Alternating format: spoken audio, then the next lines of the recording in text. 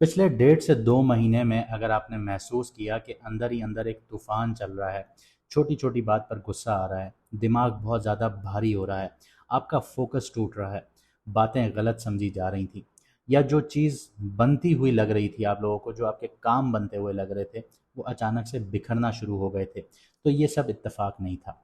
इसका सीधा ताल्लुक दो प्लैनेट से था, यानी मरकरी और मंगल, यानी मार्स। जो मरकरी था, एक तो वो रेट्रोग्रेड हुआ एक्वेरियस में, जहाँ पे राहु बैठा हुआ था, यानी मैलेफिक प्लैनेट के साथ था। तो मरकरी ने भी यहाँ पे आपको नेगेटिव रिजल्ट दिए, यानी मेंटल क्लैरिटी आपके पास बिल्कुल नहीं थी, मेंटल फॉग था, आपको कोई रास्ता समझ में नहीं आ रहा था।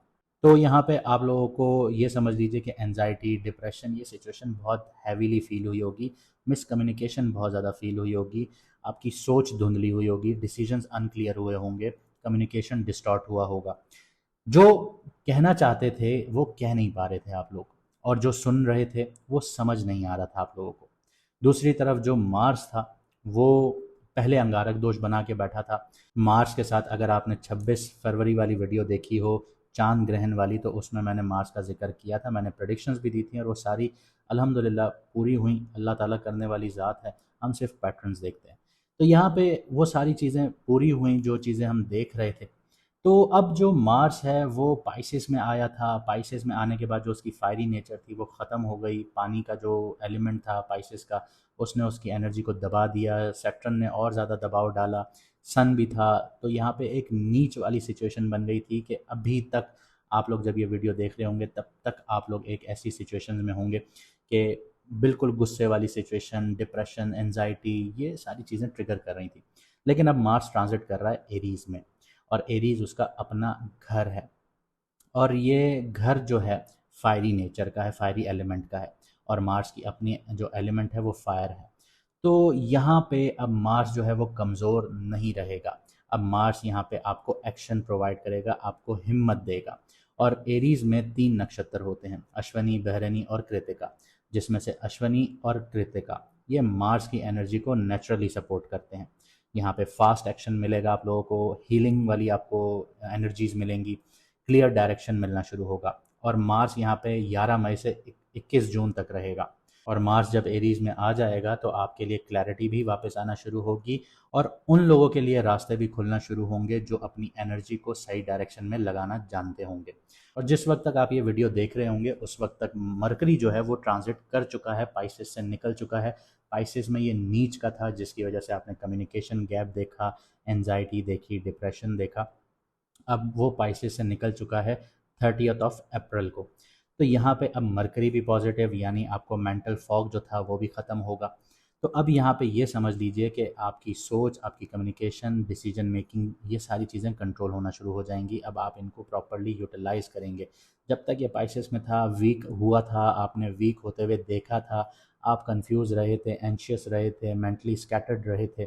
लेकिन अब आपकी जो एनर्जीज़ हैं वो आपको वापस मिलने जा रही हैं। लेकिन एक चीज़ और याद रखिएगा कि मार्स जो है वो आपको एनर्जी तो देगा, हिम्मत भी देगा, क्योंकि ये इसी चीज़ का प्लैनेट है। तो ये आपको डिस्टर्ब भी कर सकता है कि आपका गुस्सा जो है वो कंट्रोल से बाहर हो सकता है। अब चीज़ें आउटब्रस्ट होंगी, मैं बहुत जल्द प्रिडिक्शन पोस्ट करूँगा। आप पोस्ट पर, जो कम्युनिटी पोस्ट होता है उस पर ज़रूर देखिएगा, क्योंकि मैंने पहले भी पोस्ट की थी, दूसरी भी पोस्ट की थी, वो भी काफ़ी लोगों ने देखी और वो सारी चीज़ें प्रूफ हुई। 18 से 24 तारीख की विंडो में मैंने बता दिया था कि कोई भी जो आप लोगों की इस्लामाबाद टॉक्स हो रहे हैं, जो डिप्लोमेसीज़ हो रही हैं, ये फ़ेल हो जाएंगी। तो वो सारी चीज़ें हुई, तो मैं अभी आपको एक नई प्रिडिक्शंस भी दूंगा, वो ज़रूर देखिएगा। तो अब आपके लिए एनर्जी जो है वो शिफ्ट हो रही हैं। इसका आपकी लाइफ पे, आपकी लाइफ की डायरेक्शन पर क्या इम्पैक्ट आएगा, हम इस चीज़ को जानते हैं। लेकिन एक छोटी सी चीज़ और कहना चाहूँगा कि जिन लोगों को अपना मून साइन नहीं पता, कमेंट सेक्शन में अपनी ओरिजिनल डेट ऑफ बर्थ लिखिए, आपको आपका मून साइन बता दिया जाएगा। और इसके अलावा जो लोग अपॉइंटमेंट लेना चाहते हैं तो 50% फ़ीस ऑफ है। जब तक ये सीरीज़ अपलोड होगी तब तक ये 50% ऑफ रहेगा। लिमिटेड स्लॉट्स होते हैं, बहुत जल्दी बुकिंग हो जाती है, तो आप लोग अपने स्लॉट्स बुक करवा लीजिए, क्योंकि जब ये सीरीज़ अपलोड हो जाएगी, कंप्लीट हो जाएगी, तो फिर ये जो 50% ऑफ है ये ख़त्म कर दिया जाएगा। तो तो फिर वापस अपनी फ़ीस ओरिजिनल पर आ जाएगी। तो आप लोग फिर कहेंगे कि हमारे लिए फ़ीस कम करें, तो फिर नहीं होगी।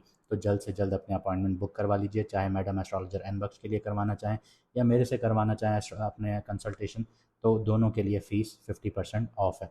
आइए देखते हैं कि अब मार्स जो लाइफ की डायरेक्शन शिफ्ट कर रहा है वो किस तरफ कर रहा है आपके लिए। तो अगर आपका मून साइन विर्गो है यानी कि कन्या राशि है यानी कि बुध शुमला है, तो मार्स का ट्रांजिट हो रहा है आपके 8th हाउस में। चौथी नज़र से आपके 11th घर को देखता है, सातवीं नज़र से आपके सेकंड हाउस को देखता है और 8th नज़र से आपके थर्ड हाउस को देखता है। तो ये एक रिस्क वर्सेस स्टेबिलिटी वाला फेज़ है आप लोगों के लिए। इसका impact career, job, business, finance पर कैसे आता है? तो 8th हाउस जो है उसमें मंगल यानी मार्स जो है वो क्या करता है, अनप्रेडिक्टेबल सिचुएशंस क्रिएट करता है, sudden ups and sudden downs देता है। इनकम कभी अचानक आएगी, कभी 99.9% पर आकर रुक जाएगी। पार्टनरशिप्स या शेयर्ड फाइनेंसेस सेंसिटिव हो सकते हैं आप लोगों के। आपके करियर को लेके कुछ हिडन इश्यूज भी सामने आ सकते हैं। सेकंड हाउस पे जो नज़र पड़ती है सातवीं, तो वो ये बताती है पैसा और फैमिली के मैटर्स में आप लोगों के ऊपर प्रेशर डेवलप होगा। इसके अलावा 11वें घर की जो एक्टिवेशन है वो यहाँ पे मुनाफे भी दिलवाती है, लेकिन स्टेबल नहीं होंगे वो मुनाफे। करना आप लोगों ने ये है कि फाइनेंशियल प्लानिंग को टाइट करना है, रिस्क कैलकुलेट करके आगे बढ़ना है, बैकअप प्लान रखना है आप लोगों ने। इम्पल्सिव इन्वेस्टमेंट्स जितनी भी हैं वो आप लोगों ने अवॉइड करनी है। इसके अलावा अननेसेसरी जो लोन्स हैं या आप कोई उधार लेने का सोच रहे हैं, तो ये आप लोगों ने फ़िलहाल अवॉइड करना है। इम्पल्सिव इन्वेस्टमेंट्स भी आप लोगों ने अवॉइड करनी है। अगर पैसा पड़ा हुआ है तो आप कहीं पे जज्बात में बह के इन्वेस्टमेंट नहीं कीजिएगा। अपने हार्श स्पीच को आप लोगों ने अवॉइड करना है, चाहे क्लाइंट से बात कर रहे हैं, फैमिली से बात कर रहे हैं, तो अपने जो अल्फाज हैं उनका चुनाव बहुत अच्छा रखिएगा। आगे बढ़ते हैं, लव, रिलेशनशिप और मैरिड लाइफ की बात करते हैं, तो ये सबसे इंटेंस फेज़ बन जाता है आपके लिए, क्योंकि 8th हाउस एक्टिव है। तो यहाँ पे आप लोगों के ट्रस्ट इश्यूज आ सकते हैं, हिडन इमोशंस यहाँ पे आप लोगों के ऊपर आ सकते हैं, सडन आर्ग्यूमेंट्स हो सकती हैं। और 8th हाउस की एक और ख़ास बात है कि अगर आप लोग मैरिड हैं तो इन लॉज के साथ आप लोगों के अप्स एंड डाउन्स देखने को मिल सकते हैं। सेकंड हाउस की भी इन्वॉल्वमेंट आ जाती है यहाँ पे, तो फैमिली इन्वॉल्वमेंट यहाँ पे बहुत ज़्यादा आ जाती है और फाइनेंशियल टेंशन्स भी क्रिएट हो जाते हैं। तो मैरिड लोगों के लिए आप ये कह लीजिए कि सीक्रेट्स या मिसअंडरस्टैंडिंग्स बहुत ज़्यादा होंगी, और इसके अलावा जो मिसअंडरस्टैंडिंग्स होंगी उसमें आपके इन लॉज भी आपका साथ नहीं देंगे, उनसे भी लड़ाई झगड़े हो सकते हैं।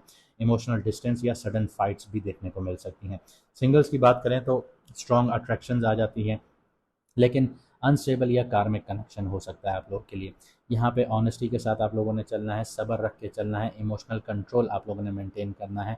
यहाँ पे आप लोगों ने सस्पिशियस बिहेवियर अवॉइड करना है, मैनिपुलेशंस अवॉइड करनी है, ओवर रिएक्शंस आप लोगों ने अवॉइड करनी है।